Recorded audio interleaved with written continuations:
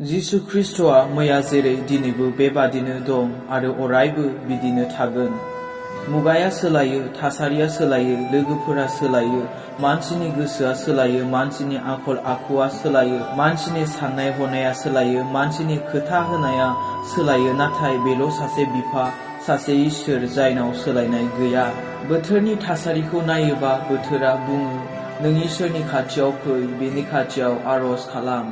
नों जुदि टाइम होनो हायोबा ससियेल मिडियायाव, स्टाडियाव, फेमिलियाव, बायदि रोखोमनि गेम गेलेनायाव, लोगोफोरजों। नाथाय नों जेब्ला आरज खालामो 5 सेकेन्डल' सानो। नोंहा जुदि इसोरनो सम होनो हायाबा, आरज खालामनो सम गैयाबा, बोसोन फरायनो सम गैयाबा, नों इसोरखौ गोनांथिखौनो सानाखै। नोंनि थाखाय गोनांसिन संसारनि बिसयफोरासो। नोंनि दैलि आरज खालामनायखौ बन्द दा खालाम। आरज खालामफ्लाय। बे मुगायानो, बे बोथोरानो दिनै जोंखौ थिनगासिनो। थेसलनिकिया मण्डलीनि मानसिफोरबादि दा बुं, बोरो जिसुनि फैगोन होननानै बुंनायालाय, बेबादि नोंबो दा बुं।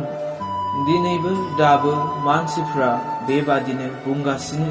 नाथाय बेखौल' मिथि, आरज खालामनायाव थालायै नांथा। फोथायनायनिफ्राय गावखौ गोजान दा खालामथार।